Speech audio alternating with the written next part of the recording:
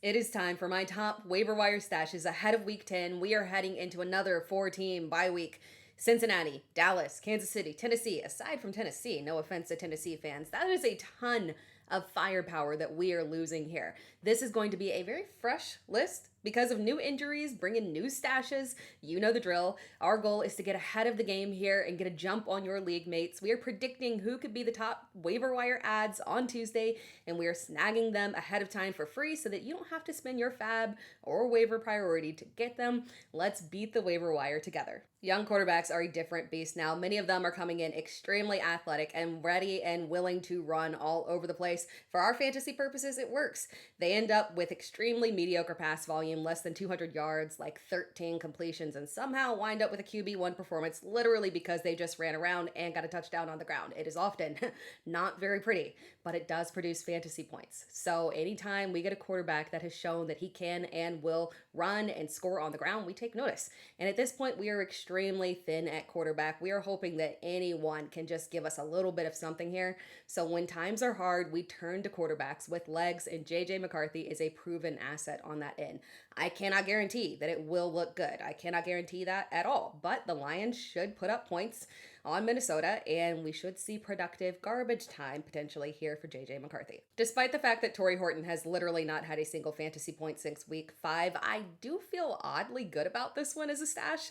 The Seattle pass game runs aggressively through Jackson, Smith, and Jigba, and with good reason. He's Jackson, Smith, and Jigba. And when I say aggressively, I'm not exaggerating. On a team like the Broncos, Cortland Sutton has 56 targets and Troy Franklin has 54. Marvin Mims has 32. Even on a team like the Saints, there is a clear separation between the top two receivers, but they're both still heavily involved. Chris Olave has 83 targets. Rashid Shaheed has 57.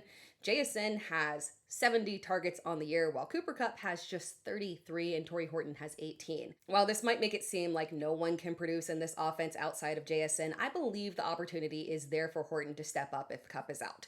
Horton has showcased extreme upside well earlier in the season and is very speedy. He's an explosive player who has taken advantage of his limited opportunities. He just hasn't had many opportunities with Kupp standing in his way. Horton actually has 3 touchdowns on the year. That is more than Cooper Kupp, and he's done it on just 9 receptions. So we're not asking for much here, just a smidgen of opportunity.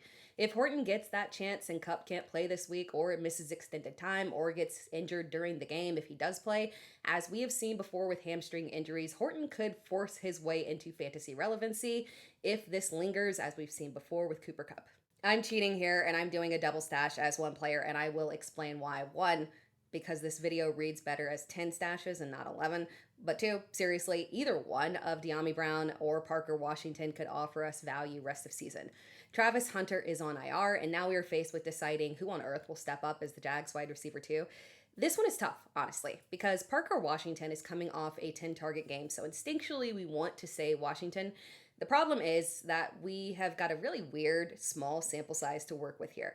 And I spent way too much time looking into this for what ultimately might be a minimal impact, but because the Jags wide receiver 2 should be a viable low-end flex option for us, particularly with Brian Thomas Jr. struggles, we do have to break it down. So Dyami Brown was the clear preferred wide receiver over Parker Washington earlier in the season. Brown played 70 to 80% of snaps and had 8 receptions on 11 targets with a touchdown weeks 1 and 2. Then Brown suffered an injury, which gave Washington increased snaps. Washington was very present on the field and got targets, but he wasn't particularly productive.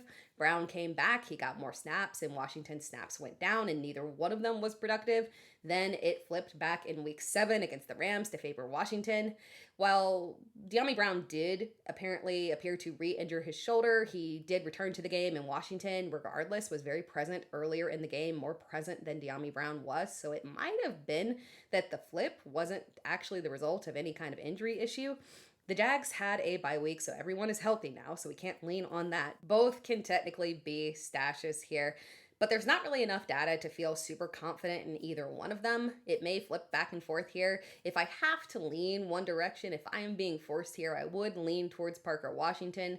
But again, this is more of a deep league focused stash because we want to give it a week to kind of see what we're working with in terms of snap counts here. I am not someone that was on the Bhayshul Tuten has taken Travis Etienne's job hype train, right? So this is not what this is. Stashing Tuten is about the fact that the Jags are in a rough spot here.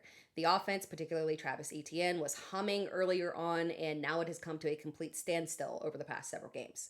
Now, in their defense, and particularly Travis Etienne's defense, it has been a rough road, particularly against the run. Kansas City, Seattle, the LA Rams. Again, those are just all bad matchups against the run. So his lack of production ultimately might not be his fault. But the road ahead isn't particularly filled with fantastic matchups for the run game either. The Jags are almost at the point where they fall into the let's just try this and see how it works territory, where you start giving increased snaps to another player to see if they can get hot. So for that reason, Bhayshul Tuten is a solid stash. This is not a negative towards Travion Henderson. Put your pitchforks down. This is not about that. With Ramondre Stevenson out for week 9, we assume Henderson will step into a lead back role, and that is a logical assumption. I have moved him into starting lineup in a couple of my fantasy leagues. But we also need to consider the fact that, again, this is an offense run by Josh McDaniels, and I'm sure that man loves his family, but I would venture to say that the thing he loves most in this world at this point, based off the evidence that I have seen, is a running back committee. Death, taxes, and a New England committee at the hands of Josh McDaniels, these are things that we have guaranteed in life. So Terrell Jennings would also get a bump in his workload this week. And while I'm not telling you to start him by any means, absolutely not, I am telling you to stash him because it is entirely possible that we continue to see a full-blown committee.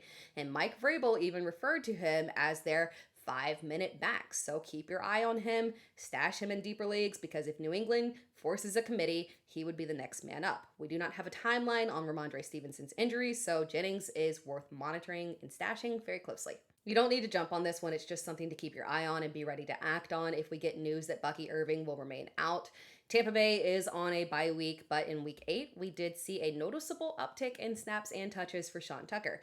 We saw the version of Rachaad White that lost his job to Bucky Irving, the ineffective, inefficient version of Rachaad White that struggles to produce on the ground. Tucker, on the other hand, had 12 carries for 42 yards and a touchdown, nothing flashy, but there was a clear difference between the two. If Bucky continues to miss time, I would not be shocked if we see more of an even split between White and Tucker moving forward. I can say with confidence that Darius Slayton is the Giants wide receiver 2. What I can't say with confidence is that that will amount to viable fantasy production on a weekly basis. But in this game that they just had against the Eagles, he did showcase why we should roster him.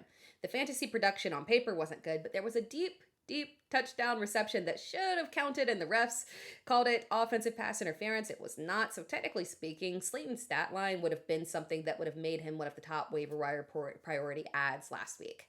The Giants have a couple of pass-friendly matchups this week, and then next week, Chicago and San Francisco. After that, things definitely get tougher defensively, but they'll be facing teams that will likely push them to push for higher pass volume. Their playoff schedule is decently friendly. Slayton could offer real value late season, and it's not really a gamble because his role is solidified. If Jackson Dart pushes just a little bit more volume, Slayton can become fantasy relevant. We talked about this on the waiver wire video. It doesn't seem like a big issue, but Saquon Barkley did get injured in last week's game. Tank Bigsby had 9 carries for 104 yards, and the Eagles' run game finally looked like it was getting back on track with Barkley as well. And again, Barkley said he was fine, but it would not be the first time that a running back said, I'm good, and they were, in fact, not good, right? So if you have the space, stashing Bigsby is a fine move. We know that he is incredibly talented, and this game that just happened did confirm that he is definitely the direct handcuff to Saquon Barkley. And given the performance, that is very critical for us because now that bumps him way up the priority list in terms of handcuffs that we are stashing. Quinshon Judkins suffered a shoulder injury, and the team described him as day-to-day. So again, we've got another player that would be coming back from the bye week. And if you've got room on your bench, stashing Dylan Sampson, just in case, is a fine move. We've seen this backfield without Judkins before, so we've got solid reference there. We know what to expect. Judkins missed time in week 1 and played limited snaps in week 2. And between Jerome Ford and Dylan Sampson, Sampson was the more productive fantasy back. Neither one of them found success on the ground. They're just not as talented as Judkins, but they both had fine receiving volume. That's what matters, and the receiving volume definitely favored Sampson there. Now, in this game here where Judkins went down, Sampson had 5 receptions on 6 targets for 29 yards. When the Browns return from their bye week, they will have a very run-friendly schedule through the remainder of the season. If Judkins does miss extended time, Sampson could carry a borderline RB2 value during that stretch. This is it, people. This is it. This is hopefully the last time we will talk about Isaiah Davis as a stash.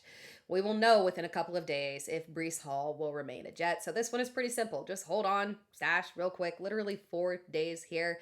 If the trade doesn't happen, then you can drop him on Tuesday and claim somebody else. Now, of course, you can choose to continue stashing him if you want. He did showcase some standalone value last week, and we do know that he is the direct handcuff to Breece Hall. But ultimately, there's probably better handcuffs out there for you on waivers.